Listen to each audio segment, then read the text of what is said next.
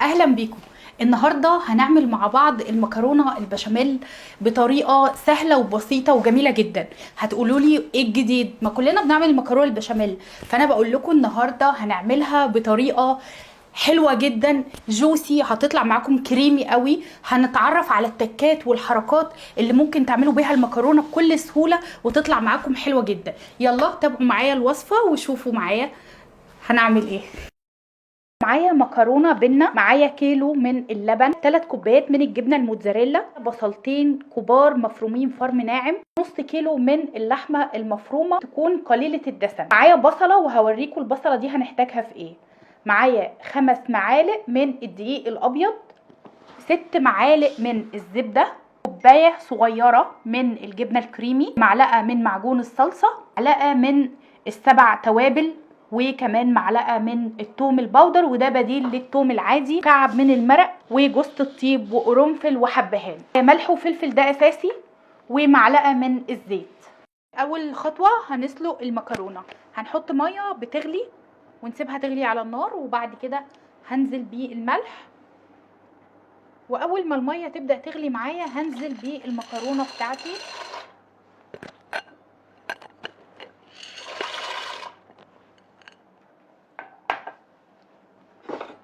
طيب المكرونه هنسلقها قد ايه؟ من 5 ل7 دقايق بس، علشان انا عايزه المكرونه 3/4 سوا بس. بعد كده في اثناء المكرونه ما هي بتستوي هنعمل صلصه البولونيز. اول خطوه معايا هحط معلقه كده من الزيت. اهم حاجه في الخطوه دي ان الطاسه بتاعتي دي تكون سخنه جدا، وهبدا انزل باللحمه كلها مره واحده، ومش هقلب اللحمه دلوقتي خالص، بس هفردها كده. هنا حطيت اللحمه وهسيبها تبدا انها تتشوح، وبعد كده هحط عليها البصل. بعد كده هنزل بالبصل وهبدا ان انا اقلب الاتنين مع بعض كويس. نقلب البصل مع اللحمه كويس قوي لحد اللحمه ما تتشوح وتبقى كارملايز خالص فيها كويس قوي، كمان لحد الميه اللي فيها ما تروح خالص. بصوا بقى شكل اللحمه بعد ما اتكرملت، شايفين؟ هبدا دلوقتي انزل بالتوابل. التوابل بتاعتي بتبقى عباره عن ملح، فلفل اسود، توم باودر، 7 توابل، وكعب من المرق.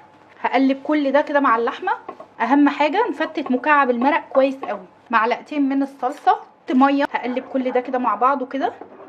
هنغطي كل ده ونسيبه على نار هاديه تستوي لحد ما نعمل البشاميل.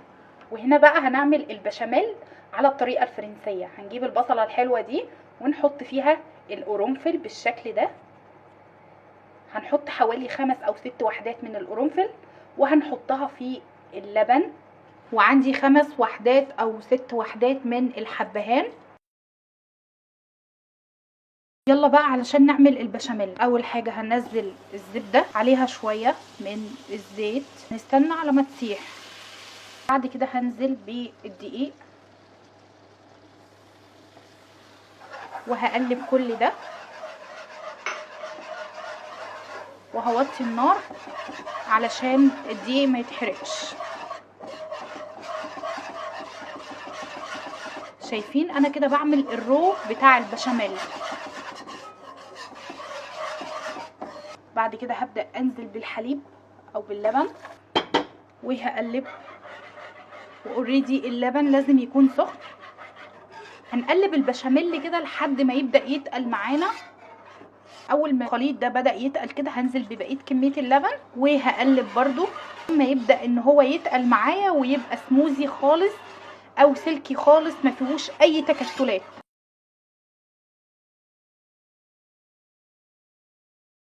وده بقى قوام البشاميل.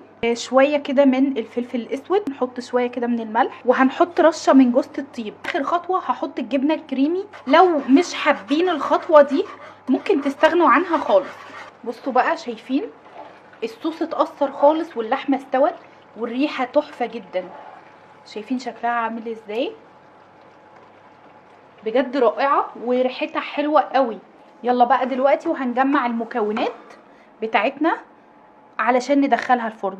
اول خطوه كده هنحط شويه من البشاميل. هبدا انزل بشويه كده من المكرونه. ويا ريت ما نكترش مكرونه. هنحط عليها طبقه من اللحمه المفرومه او من صوص البولونيز اللي احنا عملناه.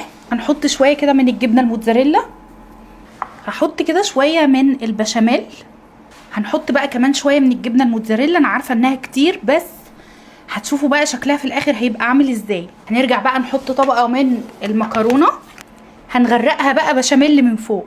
هنا بقى هنحط على الوش شويه من الجبنه الموتزاريلا. بصوا بقى خلصت الطاجن الجميل بتاعنا ده وحطيت عليه جبنه موتزاريلا من فوق.